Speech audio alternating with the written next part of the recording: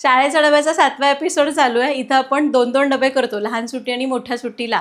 आणि प्रयत्न हाच असतो की आपल्याला भाजी पोळी शक्यतो देता आली पाहिजे आणि छोट्या डब्यासाठी पण असे पदार्थ की जे मुलांना आवडतील आणि पटकन होतील.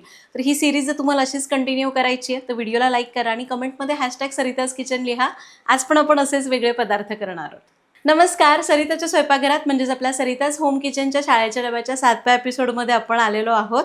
तर आत्तापर्यंत आपण जसा वेगवेगळा मेन्यू बघितला, आजचा डबा मात्र एकदम साधा सोपा आहे. माझ्या पद्धतीने एकदम सोपी मटकीची उसळ करायची आहे आणि छोटे छोटे डोसे करणार आहोत जे पॅनकेकसारखे वाटतात. चला करूया. पहिल्यांदा आपण उसळ करूया.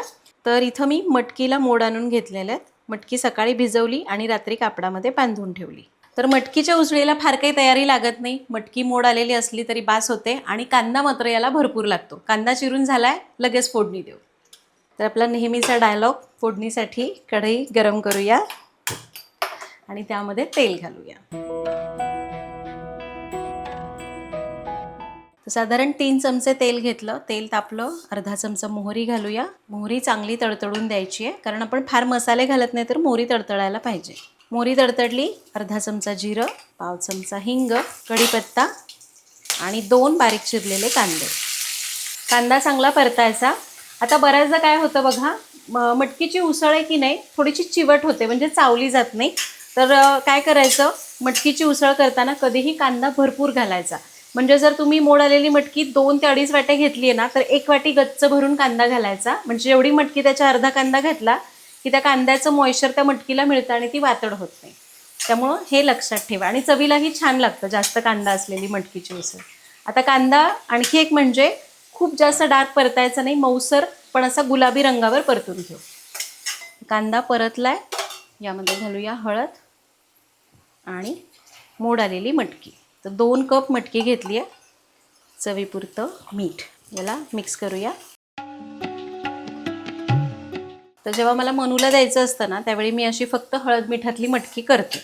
कसं मुलांना आवडते, इव्हन मला पण अशी मटकी आवडते, पण थोडंसं तिखट असेल तर आणखी छान लागते.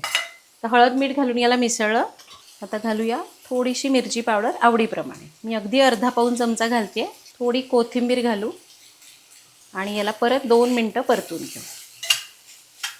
तर तिखट कोथिंबीर घालून परतलं. आता थोडासा पाण्याचा हबका मारायचा, जास्त नाही, आणि यावर झाकायचं आणि एक 4 ते 5 मिनिटांची वाफ काढायची. पाहिजे तर एकदा मध्ये हलवून घ्या. 4 ते 5 मिनिटामध्ये मटकी छान शिजते, फार वेळ लागत नाही. 4-5 मिनटं वाफ काढूया. तर बरोबर 5 मिनिटांची वाफ दिली, मटकी छान शिजलेली आहे. बघूया, या इकडे. मटकी मस्त शिजली आहे. खूप पण एकदम मऊ करायची नाही मटकी.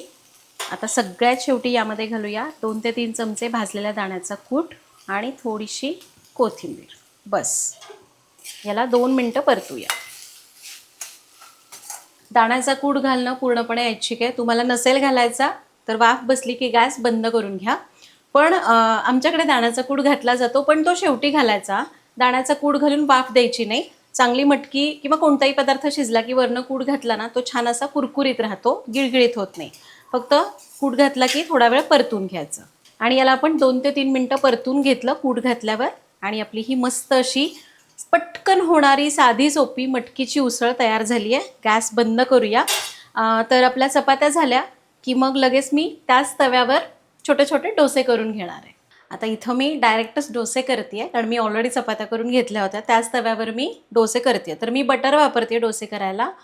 तुम्ही जर तूप घेतलं, तेल घेतलं तरी पण चालेल.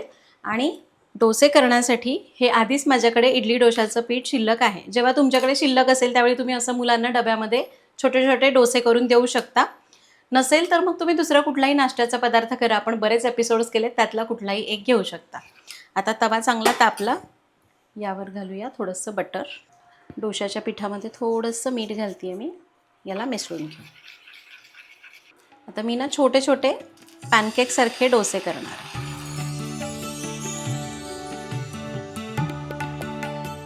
तर इथं मी तवा मोठा आहे आणि मी छोटे छोटे डोसे देणार आहे, म्हणून मी पॅनकेकसारखे छोटे 2च एका वेळी घातले. तुम्हाला मोठाच द्यायचा असेल तर मोठा द्या. आता आपण फक्त काय करूया, ह्याला ना थोडंसं सुकून द्यायचं आहे. एकदम ओलं असताना तेल वगैरे सोडायचं नाही. एक अर्धा मिनिटं असंच थांबूया. आता हे थोडंसं सुकलेलं आहे, आपण कडेने तेल सोडू. तर यातला हा अगदी छान सेट झाला आहे. आपण काय करूया, याच्यात थोडासा सांबार मसाला घालू, अगदी थोडा. हा सेट झाला की यावर पण घालू. याला उलटून घेऊया. छान झाला ना. आता यावर सुद्धा आपण थोडा मसाला घालू आणि याला पण उलटून घेऊ. आणि हे बघा, खालून सुद्धा असे मस्त कुरकुरीत आपण याला भाजून घेतलंय. काढून घेऊया. आणि तुम्हाला जेवढे मुलांना द्यायचे तेवढे डोसे पटापट करून घ्यायचे. मी तर छोटे केले, तुम्ही एकच मोठा केला तरी पण चालेल. इथं मी सांबार मसाला घातलाय वरून, थोडासा फ्लेवर यावा. चटणी नाही आहे ना, आपण पटकन द्यायचं म्हणून हे केलं. तुम्हाला पाहिजे तर तुम्ही चटणी द्या, सांबार मसाला वरनं नाही टाकला तरी चालेल. जसं तुम्हाला सोपं पडेल, वेळ असेल त्याप्रमाणे थोडंफार बदल करून द्यायचं. तर अशा प्रकारे आज आपण इथं मोठ्या डब्यासाठी मटकीची उसळ केली. एकदम साधी सोपी, पण चवीला खूप मस्त लागते आणि त्याच्यासोबत चपाती. आणि छोट्या डब्यासाठी आपण केले छोटे छोटे पॅनकेकसारखे सांबार मसालावरून पेरलेले डोसे. तर तुम्ही पण या पद्धतीने, तुम्हाला जर वाटतं की हां, मुलांना डब्यात द्यायचं काय सुचत नाही, तर इतक्या आपण एपिसोड्स केलेले आहेत, त्यातला कुठलाही एक एपिसोड बघा, जे तुम्हाला आवडेल ते करा. पाहिजे तसं कॉम्बिनेशन करून मुलांना डबा करून द्या. तुम्हाला काही वेगळे टिफिन रेसिपीज माहिती असतील तर मला कमेंट्समध्ये सांगा, त्यावर पण आपण व्हिडिओ करूया. भेटूया पुढच्या भागात. Happy cooking.